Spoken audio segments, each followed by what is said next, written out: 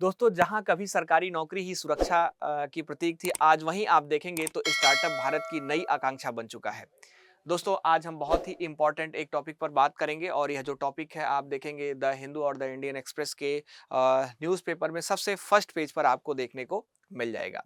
दोस्तों, मेरा नाम है पुनीत उपाध्याय और आप जुड़ चुके हैं संस्कृति आईएएस के ऑनलाइन प्लेटफॉर्म पर।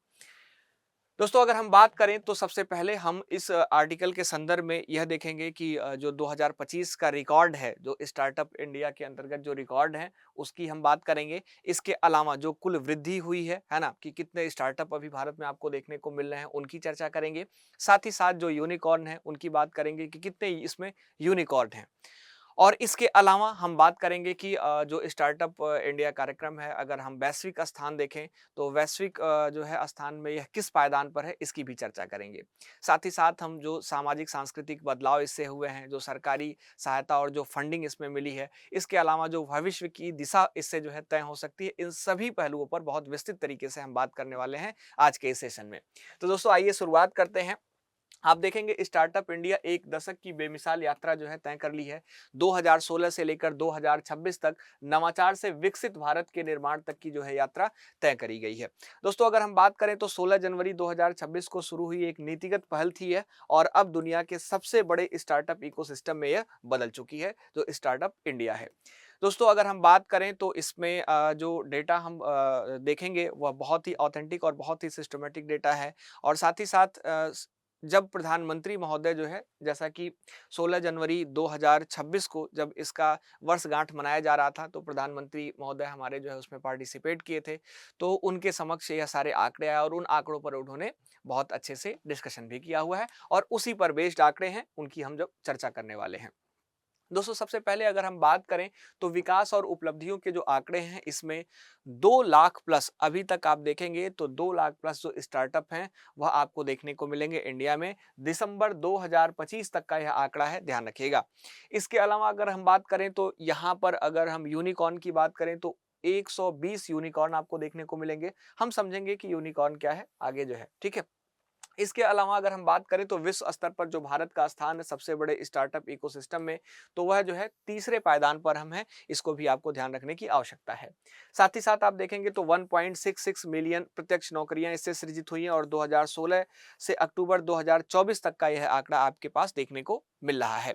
तो आप देखेंगे यह एक बहुत ही महत्वपूर्ण डेटा है स्टार्टअप इंडिया प्रोग्राम के अंतर्गत दोस्तों, और जिससे आप देख पा रहे हैं कि अभी तक 2 लाख जो है स्टार्टअप तैयार किए जा चुके, 120 यूनिकॉर्न कंपनियां बनाई जा चुकी।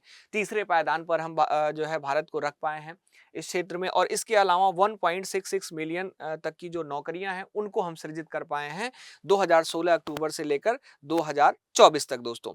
तो अब स्टार्टअप्स आप देखेंगे तो यह केवल मुख्य रूप से एक बहुत बड़ा आकार ले चुका है और यह जो है केवल एक सीमित शहरों तक जो है, जो मेट्रोपॉलिटन शहर हुआ करते थे, वहीं तक आपको देखने को नहीं मिलेगा। अब आपको जो है भारत के आर्थिक परिवर्तन के मुख्य आधार पर इसको आप देख सकते हैं और इसका जो पार्टिसिपेशन है यह बहुत ही प्रमुख होता जा रहा है। दोस्तों, अगर हम बात करें तो महानगरीय सीमाओं से परे टियर 2 और टियर 3 शहरों का जो उदय है वह भी जो है इसमें आपको देखने को मिल रहा है। जो स्टार्टअप इंडिया प्रोग्राम है, इसके अंतर्गत पहले आप देखते होंगे तो जो दिल्ली, मुंबई और जो बेंगलुरु जैसे जो महत्वपूर्ण सिटी हुआ करती थी, वहीं पर आप देखेंगे तो जो यह उद्यमिता थी वह आपको देखने को मिलती थी। जो स्टार्टअप्स थे वह वहाँ पर आपको ज़्यादा देखने को मिलते थे। लेकिन अब आप देखेंगे जो छोटे शहर हैं मुख्य रूप से, वह भी जो है अब इसके ग्रिप में हैं और आप देखेंगे कि बहुत ही छोटे-छोटे शहरों से लोग जो है एक छोटा-सा स्टार्टअप जो है शुरू करके और बहुत बड़े यूनिकॉर्न तक पहुँच रहे हैं। और इसका जो एग्ज़ाम्पल है आप देख सकते हैं, जैसे बहुत सारी कंपनियाँ एडुटेक कंपनियों की बात करें। इसके अलावा अगर हम बात करें जो है, जैसा कि और भी जो प्लेटफ़ॉर्म हैं, है ना? ज़ोमैटो की बात कर लें, स्विगी की बात कर लें, है ना? ज़ेप्टो की बात कर लें, यह सभी वैसे ही प्लेटफ़ॉर्म हैं जो एक छोटे स्टार्टअप के रूप में दोस्तों शुरू किए गए थे और अब यह जो है बहुत बृहद और बहुत बड़े आकार को प्राप्त कर चुके हैं। तो आप ध्यान रखिएगा इसको। दोस्तों, अगर हम बात करें तो 50% मान्यता प्राप्त स्टार्टअप अब टियर 2 और टियर 3 शहरों से आ रहे हैं। कहने का अर्थ क्या है कि अब जो छोटे शहर हैं वहाँ पर आप देखेंगे जो स्टार्टअप की संख्या है आपको ठीक-ठाक देखने को मिलेगी और यहाँ पर आंकड़ा आपको बताया गया है। दोस्तों इसके अलावा अगर हम बात करें तो जमीनी स्तर पर जो सशक्तिकरण है उसके संदर्भ में देखें तो ग्रामीण भारत और जो महिला उद्यमिता है वह भी आपको देखने को मिलेगी। 45% यहाँ पर डेटा पर ध्यान दीजिएगा, 45% मान्यता प्राप्त जो स्टार्टअप हैं इनमें कम से कम एक महिला जो निदेशक हैं या जो साझेदार हैं वह आपको देखने को मिलती हैं। दिसंबर 2025 तक का यह आंकड़ा है, ध्यान रखिएगा। और यह आप देखेंगे तो सामाजिक समानता जो सोशल इक्वलिटी है उसकी दिशा में एक बड़ा कदम है। आप सोचिए कि जहां पर महिलाएं जो है काम करने की तो बात छोड़ दीजिए, घर में बहुत अच्छे तरीके से जो है उनके साथ व्यवहारगत वो चीजें नहीं देखने को मिलती हैं। बहुत जगहों पर आप समझ भी पा रहे होंगे, वहां पर अगर जो है वह सीधे इस जो है स्टार्टअप से जुड़ रही हैं, जो अपना खुद का स्टार्टअप तैयार कर रही हैं, तो स्वाभाविक सी बात है, सोचिए कि उनकी आर्थिक सामाजिक जो स्थिति होगी वह आने वाले समय में बहुत ही सुदृढ़ होगी। दोस्तों इसके अलावा अगर हम बात करें तो कुछ कार्यक्रम है, जैसे स्टार्टअप विलेज एंटरप्रेन्योरशिप प्रोग्राम है, यह जो है चलाया जा रहा है और इसमें आप देखेंगे लगभग 3.74 जो है लाख जो उद्यमी हैं, उद्यम है, उनको जो है समर्थन मिला है। जून 2025 तक का यह आंकड़ा है और गरीबी कम करने और स्थानीय आजीविका जो लाइवलीहुड है उसको बढ़ावा देने पर यह मुख्य रूप से केंद्रित है। इसके अलावा अगर हम बात करें तो एस्पायर, एस्पायर का नाम भी आपने सुना होगा। ग्रामीण और वंचित क्षेत्रों में जो आजीविका व्यवसाय जो इंक्यूबेटर हैं, इसकी अगर हम बात करें, लाइवलीहुड बिजनेस जो इंक्यूबेटर्स हैं LBIS, इसकी स्थापना मुख्य रूप से करी गई है। इसके अलावा MPEGP की बात करें तो निर्माण क्षेत्र में 50 लाख रुपए और जो सेवा क्षेत्र में अगर आप देखेंगे तो 20 लाख तक की जो परियोजनाएं हैं उसके लिए सहायता दी जा रही हैं। तो सरकार बहुत ज़्यादा फोकस्ड है दोस्तों। आप देखेंगे कई प्रकार के फंड को सरकार ने जो है क्रिएट किया है कि स्टार्टअप इंडिया प्रोग्राम को आगे बढ़ाया जा सके और नए लोग जो है स्टार्टअप शुरू कर सकें। ठीक है, तो मुख्य रूप से आप देखेंगे यहाँ पर जो फंडिंग है, जो प्रोत्साहन योजनाएं हैं, कुछ इस प्रकार से काम कर रही हैं। जैसे फंड ऑफ फंड्स की बात करें FFS की, तो यहाँ पर आप देखेंगे इसका जो कॉर्पस है लगभग 10,000 करोड़ रुपए का कॉर्पस है केवल फंड ऑफ फंड्स की।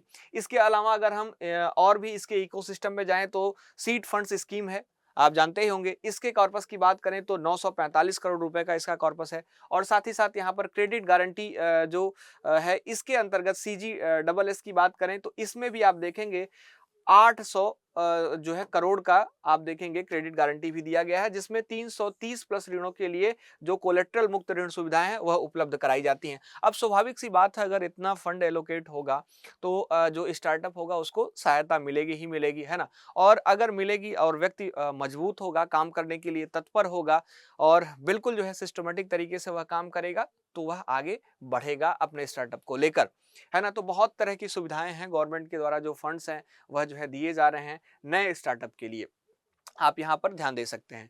इसके अलावा पारिस्थितिकी तंत्र का जो निर्माण है वह भी बहुत महत्वपूर्ण है। मेंटरशिप और जो प्रतिस्पर्धी संघवाद है उसकी भूमिका पर अगर हम बात करें तो डिजिटल कनेक्ट, ठीक है, जो आप देखेंगे मार्ग पोर्टल एक है। मार्ग पोर्टल की बात करें तो स्टार्टअप्स को देश भर के अनुभवी मेंटर्स से जोड़ने वाला राष्ट्रीय मेंटरशिप कार्यक्रम है यह। अब स्वाभाविक सी बात है, मान लीजिए कोई छोटा सा स्टार्टअप आपने स्टार्ट किया, तो हो सकता है कि आपको बहुत सारा आइडिया ना हो, आप काम ना कर पा रहे हो, तो उसके लिए आप जो मार्ग पोर्टल है उसका सहायता ले सकते हैं। और मार्ग पोर्टल की भूमिका जो है बहुत प्रमुख हो जाती है, क्योंकि इसमें जो अनुभवी मेंटर्स हैं वह आपको गाइड करते हैं कि कैसे जो है आप जो स्टार्टअप्स है उसको बढ़ाएंगे, है ना।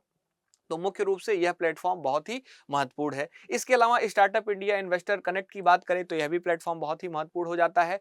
एक आवेदन के माध्यम से स्टार्टअप को जो है आप देखेंगे तो कई निवेशकों तक पहुंचने में सुविधा दिलाता है, ठीक है। तो मुख्य रूप से जो यहाँ पर प्रतिस्पर्धी संघवाद है उसमें आप देखेंगे तो इन सभी की भूमिका बहुत ही प्रमुख हो जाती है। राज्यों की स्टार्टअप रैंकिंग जो है दोस्तों आप देखेंगे 3 आधार पर तय करी जाती है। सबसे पहले इमर्जिंग, दूसरे नंबर पर लीडर्स और तीसरे नंबर पर बेस्ट परफॉर्मर, ठीक है। और स्वाभाविक सी बात है, जो इमर्जिंग, लीडर्स और बेस्ट परफॉर्मर की श्रेणी बनाई गई है, इस श्रेणी में हर आदमी जो भी मेहनत करेगा वह जो है आगे बढ़ना चाहेगा। तो स्वाभाविक सी बात है, जो प्रतिस्पर्धा होगी, जो एक बिल्कुल आप देखेंगे जो कंपैरेटिव फेडरलिज्म होगा, जो प्रतिस्पर्धी संघवाद होगा, उसको बढ़ावा दिया जा सकेगा और जिससे स्टार्टअप गवर्नेंस में लगातार जो है सुधार की गुंजाइश बनी रहती है, ठीक है। तो यहाँ पर आप देखेंगे इस प्रकार से जो है इमर्जिंग, लीडर्स और बेस्ट परफॉर्मर की श्रेणियां भी आपको देखने को मिल जाती हैं। इसके अलावा इसके बजट की बात करें, इस पर जो विज्ञान अनुसंधान बजट है 2025-26 में, वह एक बहुत बड़ी छलांग लगाया है इसके संदर्भ में।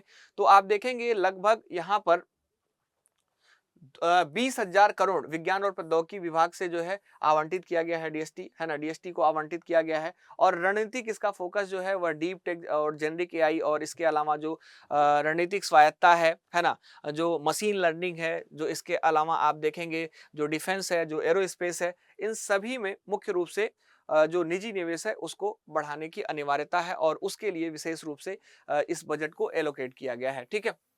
इसके अलावा अगर हम बात करें तो 1 लाख करोड़ आप देखेंगे आर&डी फंड निजी क्षेत्र के नवाचार के लिए भी दिए गए हैं। तो ध्यान रखिएगा जो इसका बजट है वह आप देखेंगे बड़ा है और मुख्य रूप से इस पर जो है बहुत अच्छे से ध्यान दिया गया है। साथ ही साथ इसमें कुछ मिशंस हैं जो स्कूल से उद्योग तक नवाचार को जो है जोड़ने का काम करते हैं। जैसे अगर हम बात करें अटल इनोवेशन मिशन की, ठीक है, तो एक प्रकार की लैब ही है, आप समझ सकते हैं।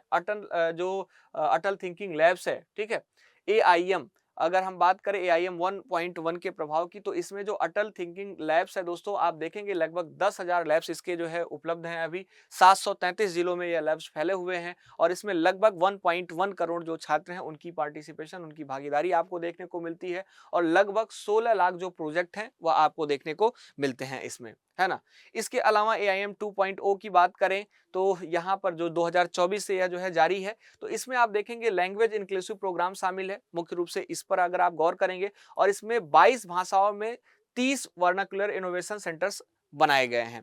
इसके अलावा फ्रंटियर प्रोग्राम जम्मू कश्मीर, लद्दाख और पूर्वोत्तर के लिए विशेष मॉडल के तौर पर कार्य कर रहे हैं। ठीक है, तो यहाँ पर आप देख सकते हैं कि जो अटल इनोवेशन मिशन है वह भी जो है नए स्टार्टअप में किस प्रकार से मदद करता हुआ नजर आ रहा है।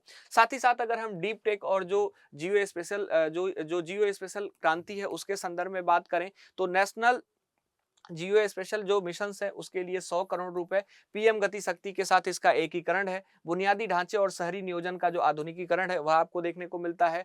और इसके अवसर के संदर्भ में बात करें तो जो यूएवी ड्रोन है और जो स्पेस स्टार्टअप्स हैं वह जो है इसके अवसर के रूप में देखने को मिलते हैं। इसके अलावा डीप टेक रिएक्टर की बात करें तो लंबी अवधि के नवाचारों के लिए रिसर्च जो सैंडबॉक्स है वह आपको देखने को मिलता है ना। और साथ ही साथ अगर हम बात करें तो जेनेसिस जो अपनी मिनिस्ट्री है, इलेक्ट्रॉनिक मिनिस्ट्री है, इसके द्वारा टीयर 2 और टीयर 3 के जो शहर हैं इनके लिए 490 करोड़ रुपए का जो परिव्यय है वह देखने को इसके अंतर्गत मिलता है। ठीक है, इसके साथ साथ अगर हम बात करें यहाँ पर तो पूर्वोत्तर भारत जो है ना, उसमें आप देखेंगे तो जो जैव अर्थव्यवस्था है, मुख्य रूप से बायो इकोनॉमी है, इसका एक नया केंद्र देखने को मिलता है। इसमें जो फोकस है वह समृद्धि जैव विविधता का उपयोग पर है और यहाँ पर आप देखेंगे जो डीबीटी ट्रेनिंग प्रोग्राम है यह पूर्वोत्तर और शेष भारत के बीच लगभग 650 प्रोजेक्ट का सहयोग है। दोस्तों इसके अलावा बायोटेक हब की बात करें तो 126 हब्स की स्थापना हुई है इसके अंतर्गत और स्थानीय अनुसंधान जैसे असम में जो सिट्रस के ऊपर जो अनुसंधान किया जा रहा है वह बहुत ही प्रमुख है। इसके अलावा इसके इम्पैक्ट की बात करें, प्रभाव की, तो पारंपरिक ज्ञान और जो आधुनिक विज्ञान का मिलन है वह आपको देखने को इसमें मिल जाता है। ठीक है, साथ ही साथ दोस्तों आर्थिक परिवर्तन पर अगर हम गौर करें और रोजगार सृजन की बात करें तो लगभग 1.66 मिलियन प्रत्यक्ष नौकरियों की बात हम कर रहे थे। वह नौकरियां आईटी सेवा में, हेल्थ केयर में और एग्रीटेक में। इसके अलावा आप देखेंगे जो क्लीन मोबिलिटी है इन सभी में आपको देखने को मिल जाता है और इसके माध्यम से एक बड़े लेवल पर रोजगार जो है सृजित हो पाया है। दोस्तों इसमें जो इसके संदर्भ में विजन है 2047 तक 7.3 ट्रिलियन अर्थव्यवस्था की ओर, इसमें आप गौर करेंगे तो जो हमारे पीएम का विजन है वह तेजी से विस्तार से सतत स्केल की ओर बढ़ना और लक्ष्य इसका वास्तविक अर्थव्यवस्था के साथ गहरा एकीकरण है। इसके अलावा अगर हम स्ट्रेटेजिक प्रायोरिटीज की बात करें तो वैश्विक बाजार नेतृत्व तो हमारी जो स्ट्रेटेजिक प्रायोरिटीज में पहले नंबर पर देखने को मिलती है। दूसरे पर बात करें तो डिजिटल पब्लिक इंफ्रास्ट्रक्चर को ठीक करना, डीपीआई, यह दूसरे नंबर पर है। और तीसरे नंबर की बात करें तो विकसित भारत के लिए नवाचार की आवश्यकता है और वह किया भी जा रहा है, तो यह हमारी स्ट्रेटेजिक प्रायोरिटीज में तीसरे नंबर पर है। तो आप देख सकते हैं कि इन्हीं गोल के साथ जो है हम लक्ष्य को तय कर सकते हैं।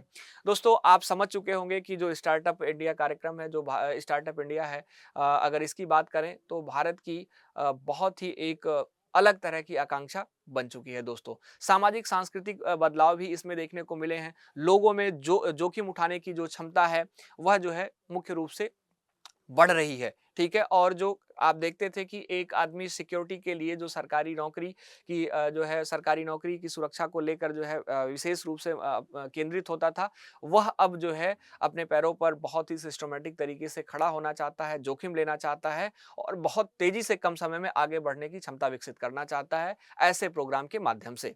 इसके अलावा सरकारी सहायता और जो फंडिंग की व्यवस्था है, हमने जैसा कि आपको बताया कि यह जो फंडिंग है, यह बहुत ही विशेष रूप से महत्वपूर्ण हो जाता है, क्योंकि जब भी कोई एक आम आदमी स्टार्टअप स्टार्ट करता है तो नो डाउट उसके पास सबसे पहले फंडिंग की ही समस्या होती है। और गवर्नमेंट के द्वारा अगर ऋण उपलब्ध कराया जाता है, बहुत कम दामों पर ऋण उपलब्ध कराया जाता है, तो आप देखेंगे कि व्यक्ति जो है जिसके अंदर जो है मनोबल है, कार्य करने की क्षमता है, वह जो है उस फंड का उपयोग करके आगे बढ़ सकता है।